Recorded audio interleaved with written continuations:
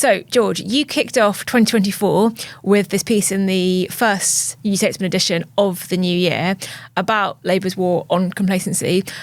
Why does Labour have to have a war on complacency in the first place? All of the polls are saying that basically the Tories can't catch up with them. Why is it that they have to inject this note of caution at the start of this year? So I think the starting point, as Pat McFadden, Labour's general election coordinator, put it to the shadow cabinet recently, is that we usually lose. So Labour has a habit of losing elections to the Conservatives. And the reason they need to guard against complacency is because they've had poll leads in the past, 1992, 2015, that have been eroded and they've seemingly snatched defeat from the jaws of victory. Their poll lead this time round is significantly larger. It's currently around 18 points on average. No opposition has ever lost from a starting position this strong. But the other crucial point, which Morgan McSweeney, Labour's campaign director, makes constantly, is that we live in an incredibly volatile electoral era. Voters swing between parties far more freely than they did in the past. I mean, the best example perhaps is, you'll remember in 2019, May, of the local elections, the European elections, the Tories were at a very low ebb. By the end of the year, with Boris Johnson having replaced Theresa May, they won a majority of 80 seats. And the reason we're in this volatile era is because you've had so many factors, the financial crisis more recently, the cost of living crisis, Brexit, and that fading of tribal loyalties that mean politics is in a very dynamic state. Yeah, you refer in the piece to the electorate being more promiscuous, which I love as a descriptive term. Basically, we're not as loyal as we were in the past, and people switch between parties much more easily. Before we look at why Labour are trying not to be complacent and what that looks like in practice, since 2019, I remember after that election, all of the commentary was we're destined for another 10 years of Tory rule. It's going to take Labour years to recover. They might never recover. And yet in 4 years, the turnaround has been remarkable. So what's happened in that time period? What has Labour done to help itself recover? What has Keir Starmer done? And what are some of the situational factors that have made that recovery possible for Labour? So I think to start, as a strategist put it to me recently, Labour has made itself not unelectable. In other words, Keir Starmer is seen as a credible candidate for Prime Minister. He leads Sunak on that metric. Labour is trusted to run the economy. It leads the Conservatives on that metric too. And it's completely transformed its image since the Corbyn years, but obviously suffered its worst defeat since 1935 in 2019. But the bigger factor really is just the extent of Conservative unpopularity. I interviewed the pollster John Curtis for this piece, and he cited a few key turning points. One of them was Partygate and the other associated scandals. The Conservatives lost, he said, about 5 to 6 points really in a matter of weeks at that time. Then you had the Truss debacle when the Conservatives really incinerated their economic reputation. They lost another 5 to 6 points over that period. Rishi Sunak, when he took over, seemed to offer the possibility of some recovery. His own approval ratings were significantly stronger than the Conservative Party's, but rather than Sunak boosting his party's ratings, his ratings have plummeted to match those of his party. So you now have got not just an unpopular party, but an unpopular Prime Minister. It's often said that rather than oppositions winning elections, governments lose them. I think you are at heart seeing a government throw away victory. And Labour's been lucky in another way as well, if you can call it luck. You've got the implosion of the Conservatives, but there's also been some very interesting things happening in Scotland with the SNP as well. You say that for every 10 seats that Labour wins in Scotland, that's roughly 500,000 fewer votes that it needs in England and Wales. That's a quote from Marcus Roberts of YouGov. And if Labour gain 20 seats in Scotland, then that's 1 million votes in England and Wales that they don't need. So Scotland, what's been happening with the SNP since 2015, that's a really important story for Keir Starmer's chances as well, right? Absolutely. So when Labour lost, when Labour was defeated in 2019, it's often said that they will need a bigger swing than they achieved in 1997, simply for a majority of one. But those forecasts were based on an electoral map that assumed continued SNP dominance in Scotland. Now Labour are hopeful of winning 20 to 25 seats in Scotland. That makes their task far less daunting, as you say, in England and Wales, and basically eases their path to not just a majority, but a reasonably comfortable one. So with all of that said, at the same time, the shadow cabinet, Labour MPs are repeatedly being warned by party strategists not to be complacent. Morgan McSweeney showed them this presentation you write about that showed elections around the world, recent ones that hadn't gone the way expected. They referred to this as the slides of doom. What is the message that Labour strategists are trying to kind of drum into their MPs, and how is that going to have an impact on how this year plays out? The message there is very much, firstly, as I said, that voters are volatile, that voters can swing towards you and then swing away from you, but also that the wrong attitude for Labour is to think we've got this big poll lead, now we can sit back, maybe grow complacent, and also perhaps we can start to take some big risks on our messaging or on policy announcements, spending commitments. Morgan McSweeney says they need the opposite mindset, which is we need to go out and win every day, and you need to act not as if you've got a big poll lead that you can simply take for granted. That's very much the attitude that Labour had in 1997. Tony Blair gave an interview to the New Statesman in March of that year, and he said complacency is the absolute enemy of the Labour Party. Yes, the Tories are fighting like ferrets in a sack, but these people have won 4 elections in a row. They're not going to give up Downing Street without a fight. Word for word, you could use that quote today. Speaking of the Conservatives fighting like ferrets in a sack, we've had numerous resets and U-turns from Rishi Sunak about kind of how he wants to fight the next election.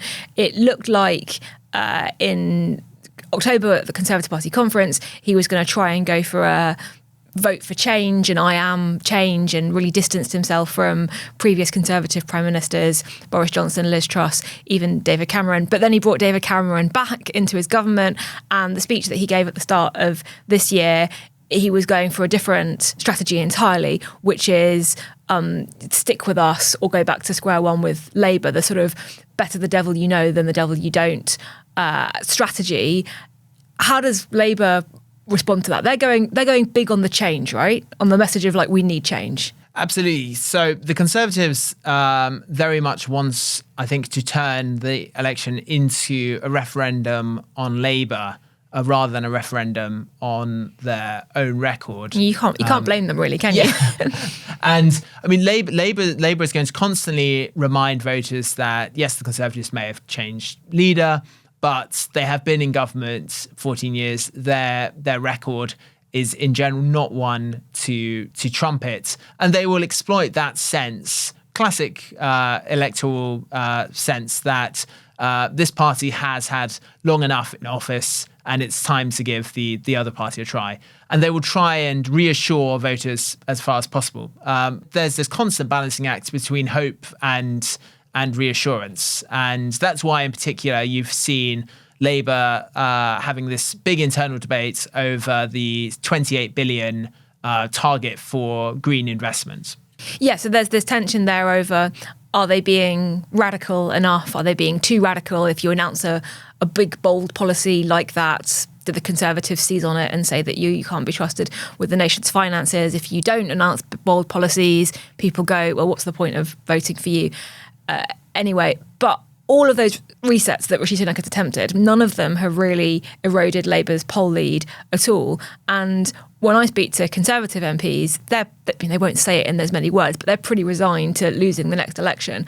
And I'm wondering, when you speak to Labour figures, do you get the sense that, yes, they're saying this about complacency and we have to fight for every vote, but do they really think there's a genuine chance that they could lose?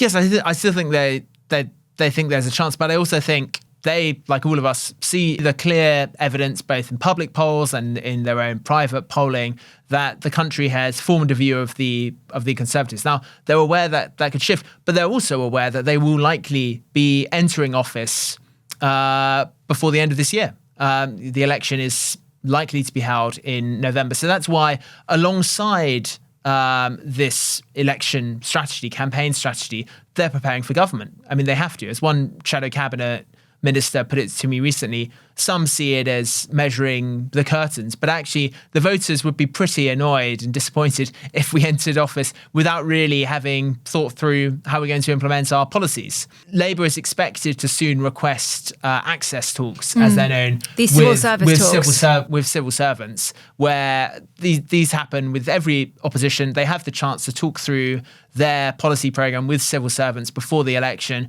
so that if they enter office, and of course generally in the British system you do enter office very soon after polling day, we don't tend to have months of coalition negotiations, unlike in Europe. It's designed to ensure that they're ready to hit the ground running. I want to talk about two factors that maybe aren't like the headline issues in an election, but could be really interesting for this. One of them is money, and one is tactical voting. So on money, the Conservatives generally raise more and spend more than Labour, and they've actually raised the national spending limit for general elections, you write, from 19 million to 34 million, which still feels really low to me compared to what they spent on American elections. In Britain, we do everything on a slightly smaller scale, but there's sort of that question there about money and what that buys you in terms of adverts and campaign staff and where you focus your resources.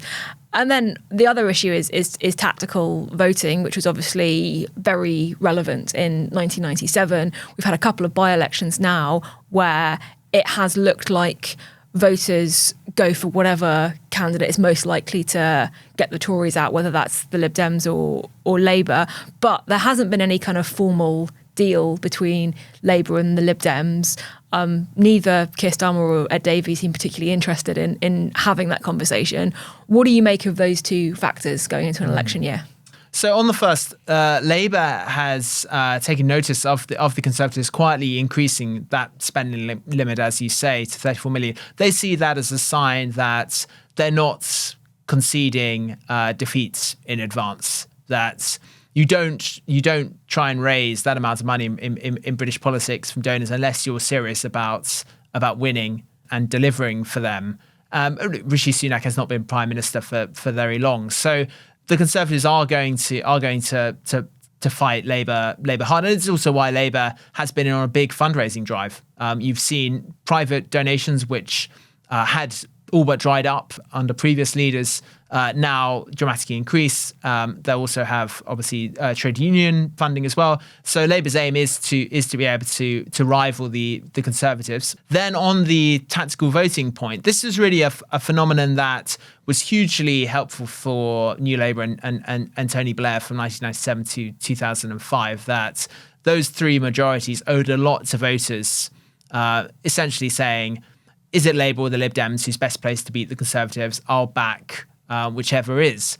You've seen that phenomenon return in recent by-elections, as you say. And in understanding the electoral map, a key thing to understand is that there are very few Labour v Lib Dem contests. One of the few exceptions is Sheffield Hallam, Nick Clegg's former seat. But in general, the Lib Dems, and they're very open about this, are concentrating their efforts on the Tory-held Blue Wall. So that's seats like Chesham and Amersham, which they won in a by-election where traditional Tories have been alienated by Brexit, the spike in mortgage rates, sewage, those issues that Ed Davey has really tried to capitalise on. Now, that is hugely helpful to Labour in two senses. First, It could help ensure that Labour easily become the largest party, because the Conservatives lose a significant number of seats to the Lib Dems, but also because the Lib Dems have less of a national strategy than a blue wall strategy.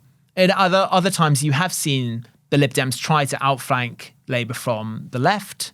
It's one of the reasons there was so much anger among Labour when they went into coalition with the Conservatives, but in general to try and rival Labour as the principal opposition to the government. Whereas this time round, Ed Davey is not talking about trying to enter coalition. He's not pitching himself as the possible next Prime Minister, which you'll remember Jo Swinson did do in 2019. I remember Jo Swinson.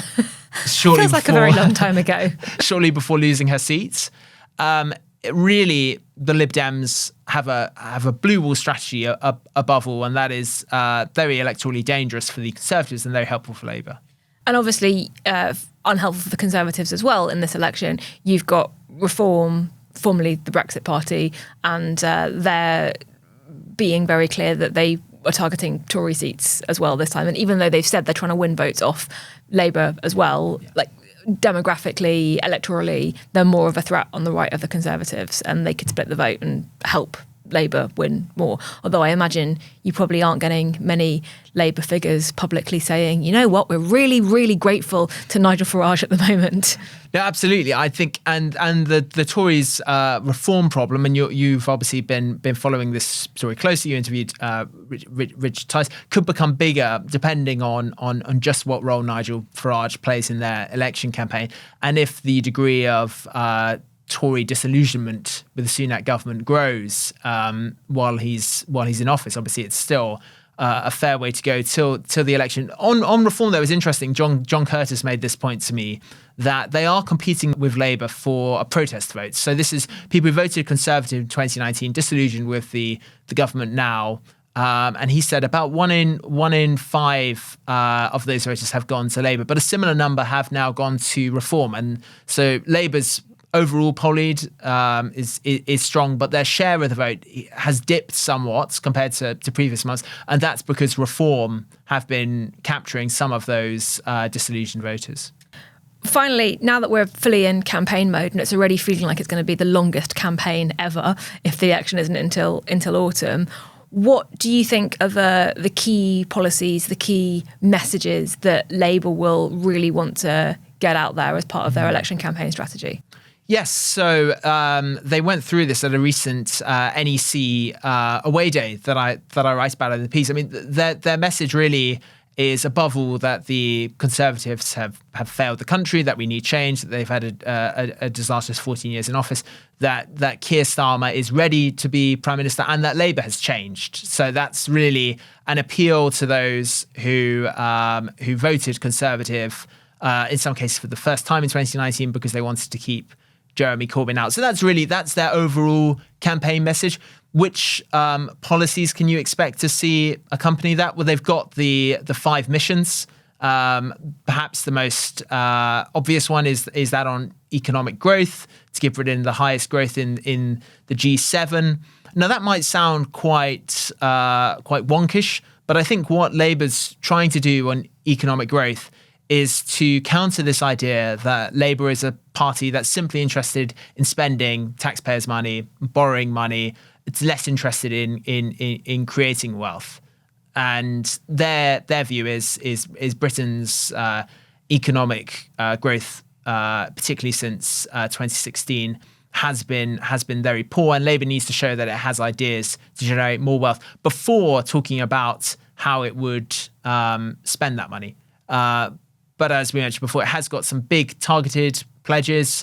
The 28 billion has been downgraded to an ambition, but I think will still be a big theme of their campaign, because the Green Prosperity Plan, as it's known, is crucial to the growth strategy. I mean, they've got this target of decarbonising the grid by 2030. Now, there is no way that you achieve that without significant state investment, so that is important. And then they've made some targeted promises on tax rises. So they've promised to abolish non-dom status and also to add VAT to private school fees. And as well as being popular policies, those work for them well politically because both of them give an opportunity to draw attention to Rishi Sunak's wife's non-dom status, and also he was privately educated, went to Winchester. Keir Starmer's shadow cabinet, by contrast, would be, I think, the least privately educated in British history. And this is one of the interesting differences with Blair and New Labour, to which Starmer's often compared. Starmer and Rachel Reeves are very relaxed, talking the language of class in common with much of the shadow cabinet, whereas New Labour almost look towards a post-class era. Starmer and Reeves are very much aware that class does still matter, and they're quite prepared to make that a political issue as well as a policy one. Yeah, you saw that with Keir Starmer accusing Rishi Sunak of being out of touch and not getting Britain because he's insulated by some of the problems, the cost of living crisis, because of his wealth. Is there anything that you think we've missed or that we should particularly be looking out for as we head into this year, that you think actually, like, if you want to understand what's going to happen in this election, think about this? I think key to understanding it is that it's not just the head-to-head Labour v Conservative contest. Scotland is crucial. What happens in the blue wall with the Lib Dems and the Tories is crucial. Reform is crucial. Elections are won and lost. Seats are won and lost at the margins. A small swing in a key number of seats can make a massive difference under first past the post. The other thing I'd say is we've already seen that with the post office story this year. I don't think anyone expected that to be the defining policy subject of Westminster's first week back from recess. So we have to be prepared for so-called black swan events, things that people don't see coming. Policies that suddenly attract huge attention during an election campaign that maybe the parties had tried to quietly bury in their manifestos. All of that will be crucial. And also, Rishi Sunak, Keir Starmer, a lot of the interventions they make are very planned, quite scripted, understandably. When you're in the heart of a campaign, you're meeting far many more voters. There's much more opportunity for scrutiny. It will be a test of them personally as well. You've written about Rishi Sunak's tetchiness, for instance. I think he's going to blow up on the campaign trail. There is a fear among the Tories that he could be a bit of a liability on the campaign trail. So all of that will be in the mixture. I mean, John Prescott punching a voter is obviously up there in unexpected campaign moments. This election in particular is going to be incredibly hard fought because so much is at stake, and the Conservatives have been in power so long that I think Rishi Sunak doesn't want to be remembered as the Tory leader who lost office after this long reign. It's certainly going to get very heated. George Eaton, thank you so much for joining us on the podcast. Thank you.